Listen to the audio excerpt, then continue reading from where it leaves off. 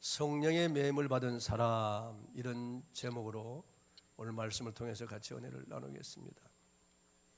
사도 바울은 예루살렘으로 가는 길에 밀레도라고 하는 지금의 터키 남부의 항구 도시에 거기 잠깐 내려서 거기 북쪽에 있는 한 50km 떨어져 있는 에베소 교회 장로들을 청하여서 거기서 이제 마지막 고별 설교를 합니다. 하나님의 교회를 그들에게 부탁하면서 마지막 유언과 같은 당부를 하면서 그들에게 보라 하는 겁니다. 너희들이 나를 다 보았어 알잖냐 그 말이에요. 그 장로님들이 다 3년 동안이나 바울과 함께 했고 바울이 목회하며 하나님을 사랑하고 그들을 사랑했던 것을 그들이 다 기억하고 있습니다. 그 환난과 역경을 당하면서도 그걸 주저하지 않고 복음을 담대히 전하던 그 바울을 그들이 다 기억하고 있어요. 때로는 매를 맞기도 하고 감옥에 갇히기도 하고, 때로는 유대인의 가전 그런 계교로 죽음을 당할 그런 위기를 만나기도 하고, 그렇지만 그는 조금도 두려워하지 않고 위축당하지 않고 담대히 복음을 전하던 그것들을 기억하라고 보라 그렇게 강조하면서 바울은 그들에게 지금 당부하고 있는 겁니다. 그러면서 자기는 성령에 매여서 예루살렘으로 간다고 합니다. 본문 22절을 한번 읽어보겠습니다. 본문 22절 시작. 보라, 이제 나는 성령에 매여 예루살렘으로 가는데 거기서 무슨 일을 당할는지 알지 못하노라. 성령에 매여서 예루살렘으로 간다. 여기 성령에 매여서 간다는 말은 성령에 이끌려 간다, 혹은 성령의 감동에 순종하여 간다, 혹은 성령을 쫓아서 행한다, 그런 뜻이에요. 다 같은 말인데 성령에 이끌려 간다 그 말. 예루살렘으로 간다. 그리고 자기도 자기 뜻도 그대로 순종해서 가는 거예요. 성령에 매여 간다는 자기는 가기 싫은데 억지로 간다가 아니고 성령이 이끄시는 대로 순종하여 간다, 그런 뜻입니다. 바울의 선교 사역은 철저히 성령께 순종하는 그런 사역이었습니다. 사도행전 13장 4절에 보니까 두 사람이 성령의 보내심을 받아 이렇게 기록되어 있는데, 이 두 사람은 바울과 바나바를 말하는데 바울과 바나바가 안디옥 교회에 보냄을 받아 가는 거지요, 사실은. 그런데 성경은 성령의 보내심을 받아 간다고 말씀하고 있어요. 성령이 내가 시키는 일을 위하여 바나바와 사울을 따로 세우라고 하시고 성령이 그들에게 안수하여 보내라고 하셨기 때문에 성령께서 보내시는 거예요. 철저히 성령께 순종하는 거예요. 또 바울 사도가 아시아에 복음을 전하려고 했지만은 성령께서 허락하지 않았습니다. 사도행전 16장 6절에 보니까 성령이 아시아에서 말씀을 전하지 못하게 하시거늘 그들이 부르기아와 갈라디아 땅으로 다녀가 그랬습니다. 어떻게 성령이 막으셨는지 모르지만은 바울이 아시아에 복음을 전하려고 했습니다. 터키 지역에 복음을 전하려고 했는데 성령이 막으셨다는 거예요. 그래서 그들은 위로 비두니아로 가고자 힘을 썼습니다. 사도행전 16장 7절에 무시아 앞에 이르러 비두니아로 가고자 애쓰되 예수의 영이 허락하지 아니하시는지라. 역시 성령님이 허락하지 않았어요. 그래서 그들이 드로아에 왔을 때 환상을 봅니다. 마게도냐 사람 하나가 와서 우리를 도와달라는 환상을 보고 성령께서 유럽으로 건너가라고 하시는구나. 그래서 그들이 드로아에서 배를 타고 네아폴리, 즉 마게도냐 지경의 첫 성인 네아폴리로 가서 빌립보로 들어가는 거예요. 그래서 유럽이 복음화된 겁니다. 복음이 최초로 유럽으로 들어간 거죠.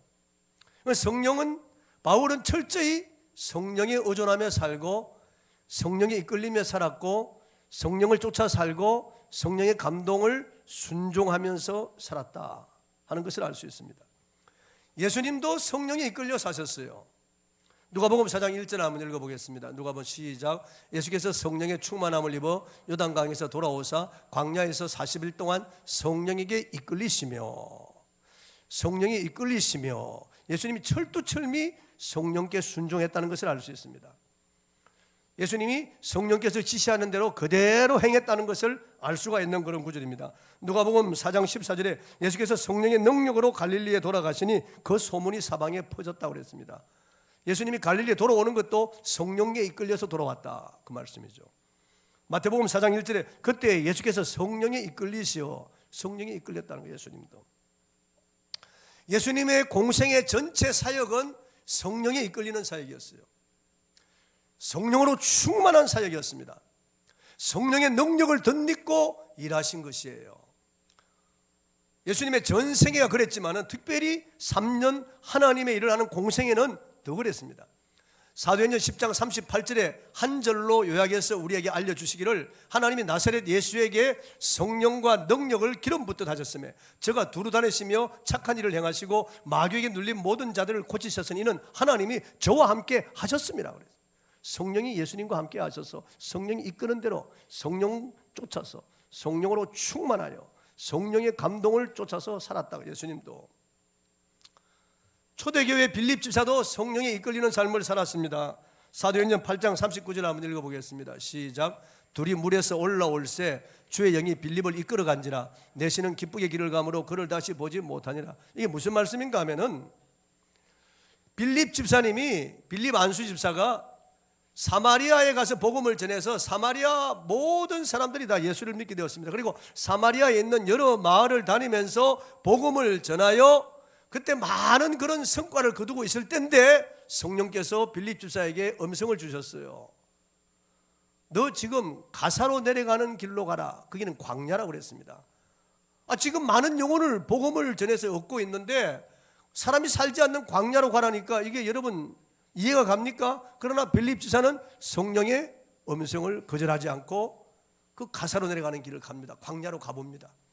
그런데 마침 에티오피아의 여왕 간다게의 국고를 맡고 있는 큰 권세를 가진 내시, 그러니까 재정경제부 장관 정도 되겠죠.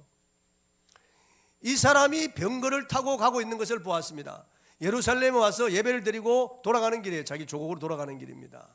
그때 성령께서 빌립에게 가까이 가라고 그랬습니다. 달려갔습니다. 가서 보니까 성경을 읽고 있었습니다. 이사야 53장을 읽고 큰 소리로 읽고 있었습니다. 그래서 그 읽는 것을 깨닫느냐 그러니까 가르쳐 주는 사람이 없는데 내가 어떻게 깨닫겠느냐. 지금 도살장으로 끌려가는 이 양과 같은 이 사람이 이 선지자를 두고 하는 말이냐 아니면 딴 사람이냐. 그러니까 내가 올라가도 되겠느냐. 빌립이 병거에 올라가서 그 내시에게 그 53장을 통해서 예수님을 전했습니다. 그래서 그 내시가 예수님을 영접하고 그 냇가에 내려가서 세례를 받았어요. 그리고 이디오피아로 갔는데 이디오피아가 이 사람 때문에 복음화된 거예요. 기독교 복음이 최초로 들어가서 이 이디오피아가 기독교 국가가 된 거예요. 그러니까 빌립이 성령께 순종하니까 이런 놀라운 일이 일어나는 거예요. 그러니까 바울은 성령에 매여 살았다. 성령에 매여서 예루살렘으로 간다. 성령에 이끌려 간다는 말이죠. 성령을 쫓아서 간다는 말입니다. 성령의 감동을 쫓아서 간다 그런 뜻이죠. 예수님도 그렇게 사셨어요. 빌립도 그렇게 살았어요. 이렇게 살 때 하나님의 나라가 크게 능력으로 나타난 거예요. 이렇게 살 때 본인도 행복하고 다른 많은 사람을 살리는 거예요. 이렇게 살 때 그 인생길이 평탄하고 위대한 인생이 되는 거예요. 오늘 얼마나 많은 사람들이 마귀에 끌려 살아가는지 모릅니다. 얼마나 많은 사람들이 죄에 매여서 살아갑니다. 그래서 육체의 정욕을 따라 살아가죠. 안목의 정욕, 이생의 자랑을 쫓아서 이 쾌락을 쫓아서 살아가는 거예요. 이 세상에 많은 사람들이 이 정욕의 포로 노예가 되어서 살아가는 겁니다. 그게 묶여 살아가는 거예요. 그래서 어떤 사람은 돈의 노예가 되어서 살아가고 돈이 끄는 대로, 어떤 사람들은 세상 명예, 권력, 쾌락, 어떤 사람들은 이런 술, 어떤 사람은 도박, 어떤 사람들은 음란, 섹스 이런 데 끌려가지고 살아가는 거예요. 거기 끌려 살아가는 거예요. 그건 인간 인생이 패망하기 쉽고 그렇게 살면은 가정도 불행하고 자녀들도 불행한 겁니다. 이 사회도 불행한 거예요. 악령은, 어둠의 영은 사람들을 죄로 매여 가지고 끌고 가는 거예요. 지옥으로 끌고 가는 거죠. 그러나 성령께서는 우리를 이끌어서 영화로운 나라로 가시는 거예요. 성령께서 우리를 이끌어 가시는 것은 형통한 길로 끌어가시는 거예요. 그 사람도 맹해롭고 그와 속한 많은 사람들이 맹해롭게 하는 거예요. 그러니까 우리가 성령의 감동을 무시하거나 거절하면 안 돼요. 나 며칠 전에 어느 목사님의 그 설교를 들었습니다. 그 목사님께서 설교 중에 이런 말씀 하시더라고요. 군대 갔는데 그때 자기는 쫄병이었대요. 쫄병. 그런데 대법원에서 회식을 하는데 술 파티가 벌어진 거죠. 쫄병 보고 일어나서 노래 일발 장전 유행가 부르라는 거죠. 쫄백인 자기가 일어나서 노래를 부르는데 뭐 유행가 별로 아는 게 없지. 이 사람 신실한 크리스찬인데. 근데 고참들이 다 이렇게 부르라고 하니까 일어나서 있는데 성령이 찬송가를 부르라. 찬송가를 부르라. 그 마음에 이걸 부르면 이 내부만 안에 고참들이 막 비난할 건데 그래도 자기 어떤 고집을 꺾어버리고 자기 자존심 체면 다 내려놓고 욕을 먹을 생각하고 나의 갈 길 다 가도록 예수 인도하시니 내 주 안에 있는 궁을 어찌 의심하리요. 그 찬송가를 불렀다는 거예요. 나의 갈 길 다 가도록. 그러니까 아니나 다를까 고참이 막 욕을 하면서 야 그만둬 때렸지요. 뭐 찬송가를 불러 임마 막 욕을 하고 비난하는 거예요. 그런데 저 매트리스 뒤에 비스듬히 누워있던 고참이 놔둬 부르게 놔둬. 최고 고참이 그러는 거예요. 그러니까 다른 중간 고참들은 그냥 이제 말이 없어졌어요. 끝까지 이제 그 찬송가를 다 불렀습니다. 찬송가를 다 부르고 났는데 그 고참이 최고 고참이 자기를 부르더라는 거예요. 그걸 가서 야 나 고민이 많다. 야 내가 이제 며칠 후면 제대하는데 내가 참 정말 앞길이 어둡다. 내가 어릴 때 예수를 믿어 교회를 나갔는데 나 정말 예수를 믿고 싶다. 나 성경을 모르는데 너 나에게 성경을 좀 가르쳐 줄래? 그래서 그분이 제대할 때까지 성경 공부를 했다는 거예요. 성경 공부를요. 그 최고 고참이 다른 일 안 시키고 성경만 공부하자 그러니까 성경을 같이 성경을 공부한 거예요. 그런데 이분이 믿음이 제대로 들어가서 이 고참이 나가서 신학을 해가지고 목사가 됐어요. 자기도 목사, 이 고참도 목사가 되고 그때 만약 성령의 감동하심을 거절하고 자기가 세상 유행가를 불렀다면 어떻게 됐을까? 그러니까 성령에 매여 사는 사람은 불이익이 오더라도 부끄러움을 당하더라도 사람들에게 어떤 조롱을 당하더라도 성령에 매여 사는 사람은 성령의 감동을 따라 사는 거예요. 자기를 죽이고 성령을 쫓아서 행하는 거예요. 6.25 동란 직후에 미국의 로타리 클럽 회원들이 한국을 방문했습니다. 그들이 나환자촌을 방문해서 미국에서 파백 나온 여자 간호사 한 사람이 나병 환자의 고름을 닦고 있는 모습을 보았습니다. 사학과 한 사람이 나병 환자의 상처를 치료하는 장면을 촬영하고서 하는 말이 이 사진은 100만 불 가치가 있는 사진입니다. 왜냐하면 누가 나에게 100만 불 준다고 해도 나는 일을 못할 것이기 때문입니다 라고 했습니다. 그러자 그 간호사는 그 사학가를 바라보면서 저도 마찬가지입니다. 저도 100만 불을 줘도 일을 못할 겁니다. 사학가는 당황해서 그렇다면 당신이 어떻게 일을 할 수 있어? 라고 묻자 그리스도의 사랑이 저를 강권하고 있고 성령님이 저를 감동하고 있기 때문입니다. 난 성령의 감동을 거절하지 않고 일을 하고 있는 겁니다. 하기 싫어도 성령님이 감동을 주시기 때문에 한다는 거예요. 누구는 나병 환자의 고름을 닦고 싶은 사람이 어디 있고 그 상처에 손을 대고 싶은 사람이 어디 있겠어요. 그러나 하나님의 사랑이 강건하고 성령님이 감동을 주기 때문에 그렇게 할 수 있다라는 거예요. 지금 이 시대는 많은 사람들이 악령에 매여 살아가고 있습니다. 그러나 우리 믿음의 사람들은 성령에 이끌려 살아야 됩니다. 어떤 때는 내 계획하고 틀어지는 경우가 있어요. 어떤 때는 점점 어렵게 보이는 때가 있습니다. 성령을 쫓아 행하면 내가 불이익을 당할 것 같은 그런 생각이 들 때가 있어요. 그러나 그렇지 않습니다. 성령을 쫓아 행하는 사람들은 반드시 승리의 길을 가게 되어 있습니다. 성령님이 나를 가장 좋은 길로 인도해 가시는 거예요. 가장 명예로운 길로 인도해 가십니다. 성령의 감동을 무시하지 아니하고 거절하지 아니하고 성령을 쫓아서 행하는 사람은 그 사람도 행복하고 그 사람 주변에 있는 사람도 행복하게 만드는 사람이 되는 겁니다. 그 사람 때문에 다른 사람이 복을 받는 거예요. 피스메이커가 되는 겁니다. 여러분, 복의 근원이 되는 거예요. 그렇기 때문에 성령을 쫓아 행해야 됩니다. 그럼 육체의 욕심을 이루지 아니하리라고 말씀하고 있어요. 얼마나 많은 사람들이 육체의 욕심을 쫓아가다 패망합니까? 가정이 파탄이 되고 자녀들이 다 삐뚤어지고 그 사람 인생 망치고 다른 사람 여러 사람 인생을 망치잖아요. 악령을 쫓아 살기 때문에 자기 자녀를 학대하고 죽이죠. 어떻게 인간의 심성으로 그렇게 할 수 있겠어요? 악령에 매여 살기 때문에 외간 남자하고 정을 통하고 자기 남편 수면제 먹여가지고 목 졸라 죽이게 하고 이런 짓을 하는 거죠. 악령에 이끌려 사는 거죠. 자기도 모르는 가운데 악령에 이끌리는 거죠. 그러나 여러분, 우리는 성령에 이끌리는 사람이 되어야 되겠습니다. 거룩하신 성령에 이끌리는 사람이 되도록 기도하시기 바랍니다.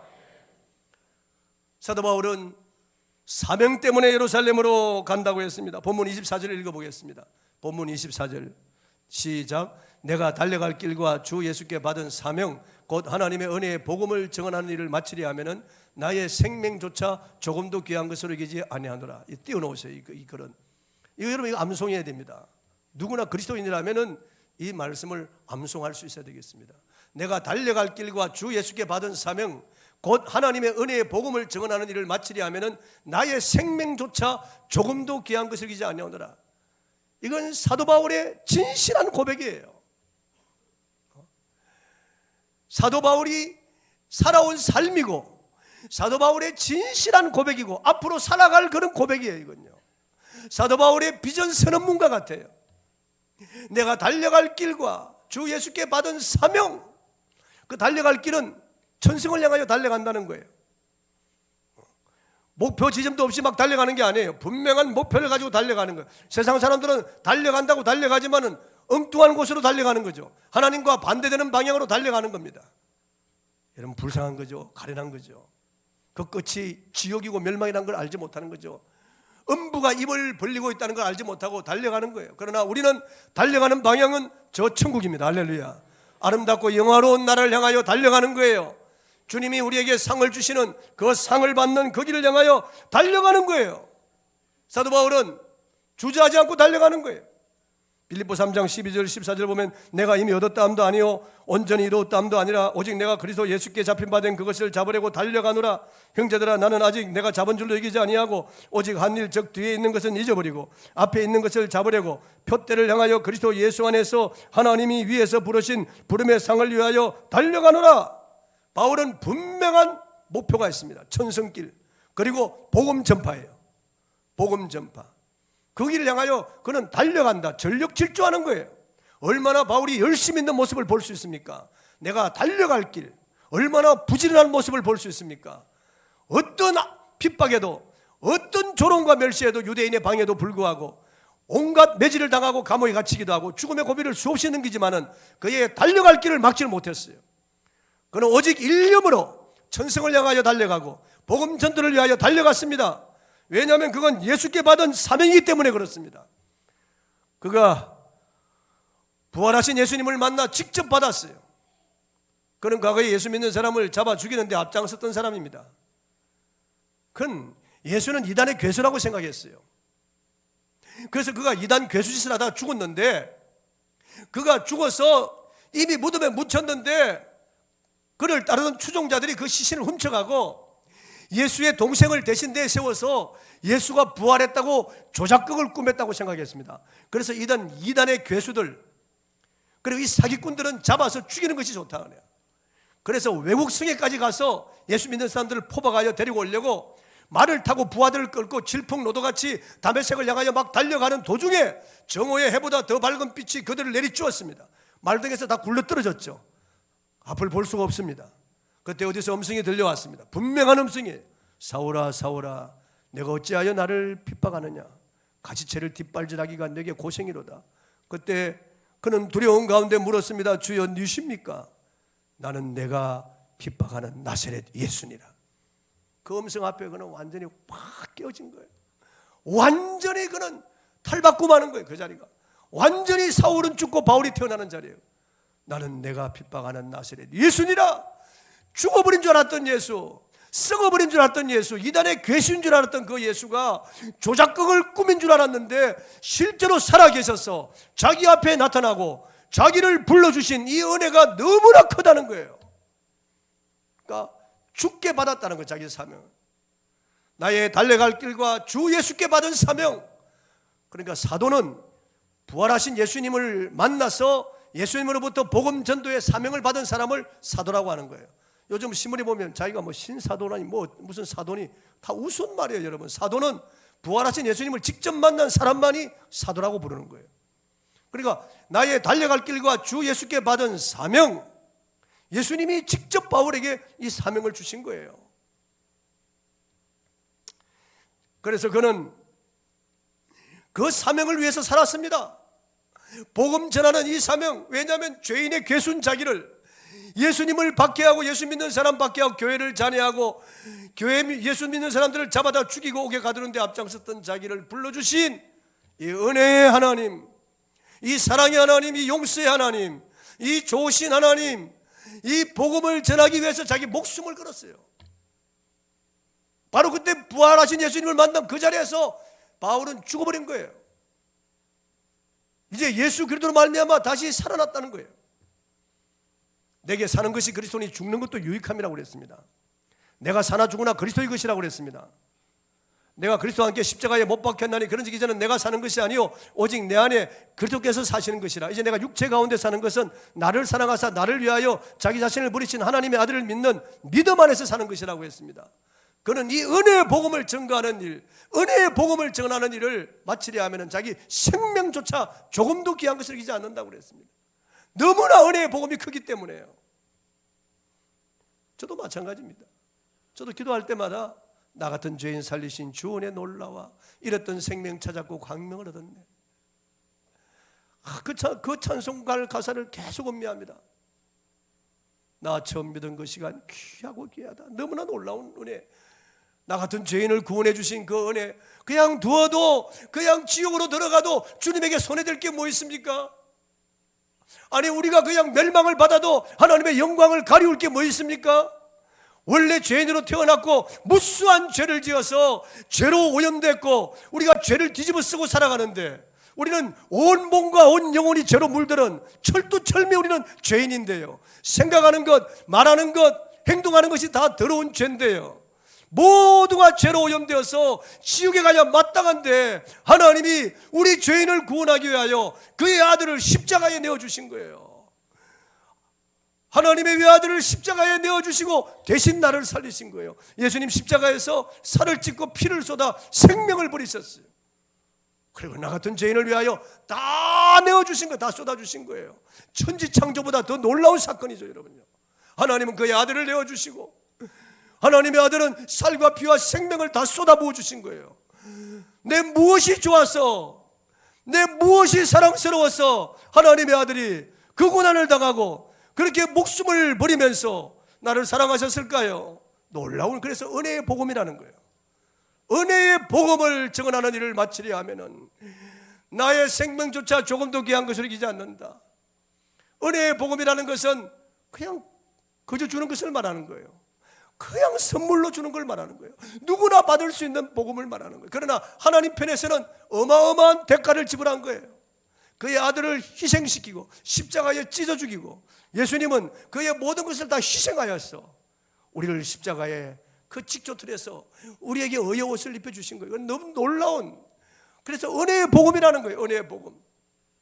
우리는 그저 받았지만은, 우리는 값없이 그저 받은 것이만은 하나님 편에서는 어마어마한 희생과 대가를 치르고 우리를 구원해 주셨다는, 그래서 은혜의 복음이라는 거예요. 은혜의 복음.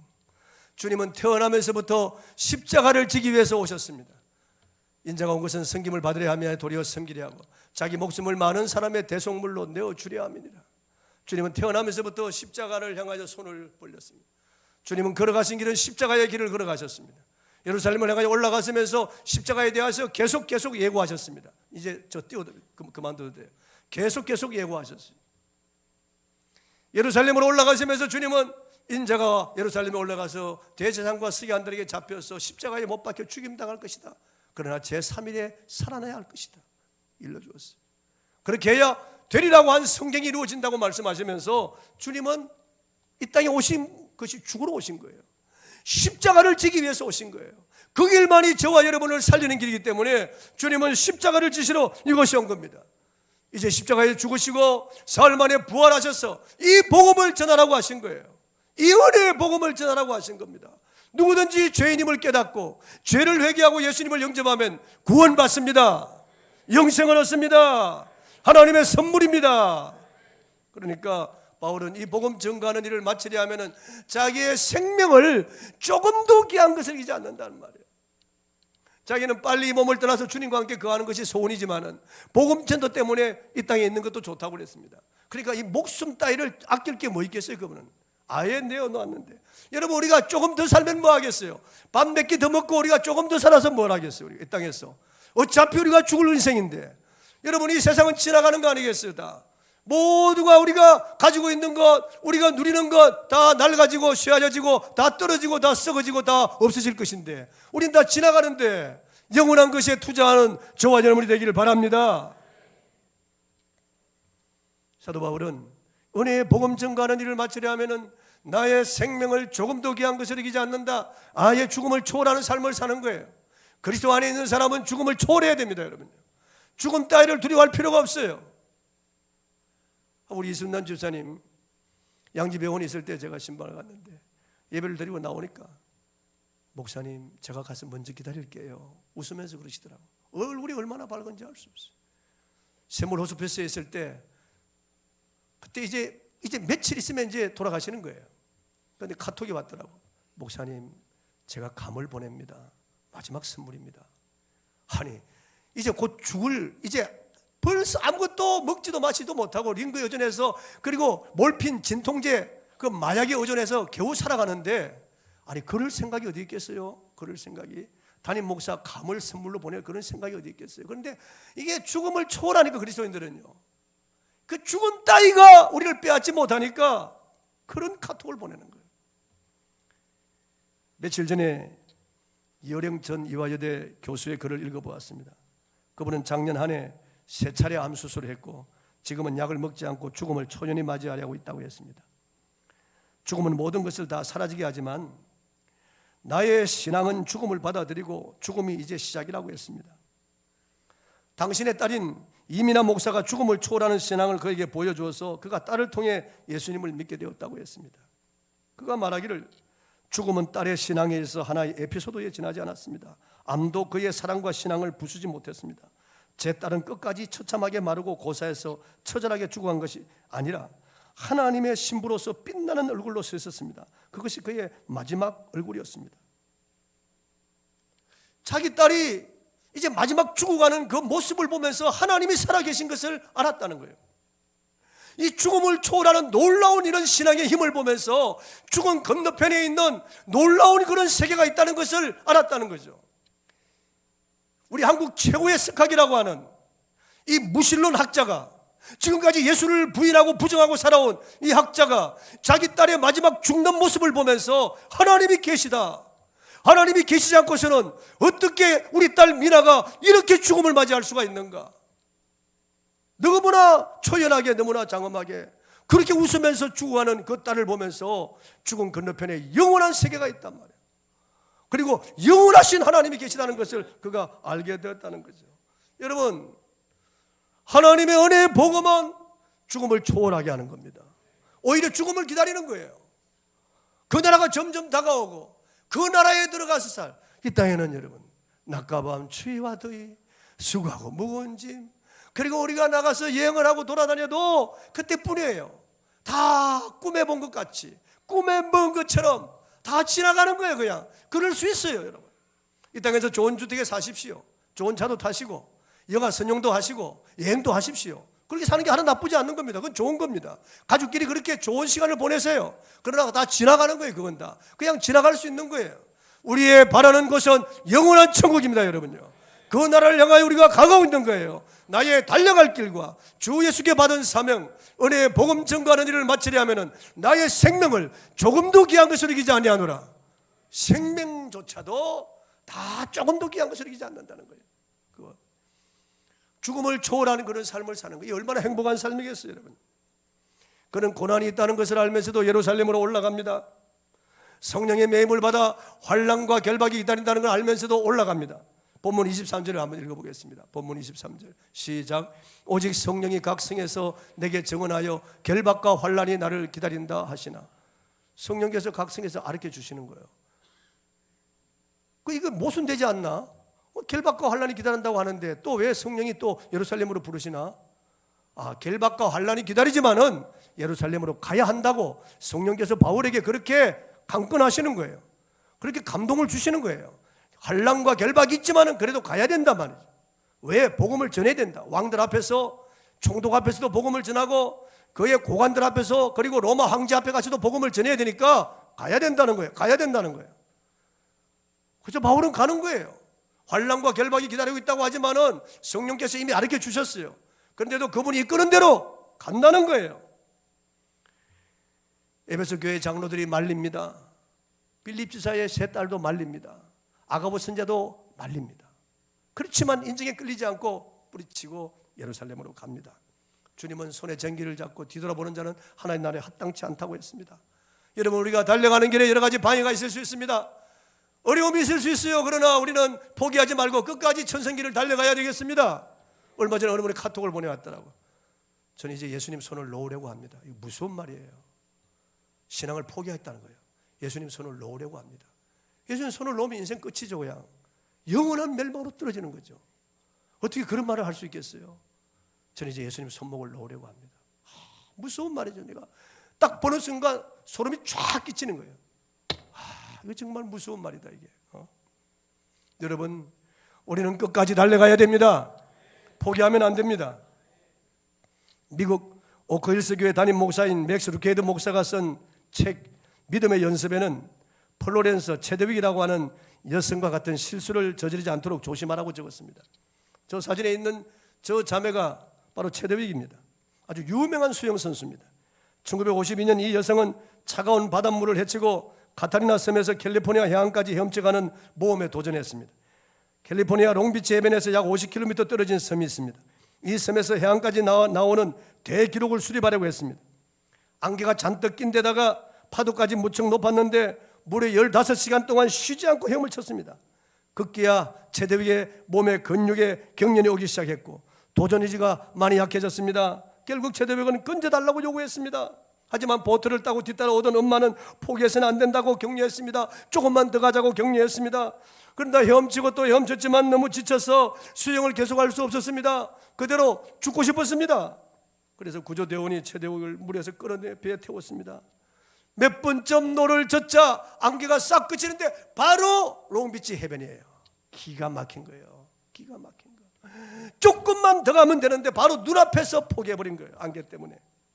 여러분, 우리가 때로는 주님의 길을 갈 때 이런 죄의 안개, 이런 여러 가지 박해의 안개, 우리를 주님으로부터 떨어뜨리려고 하는, 보지 못하게 하는 이런 안개가 우리 앞을 가로막을 수 있습니다.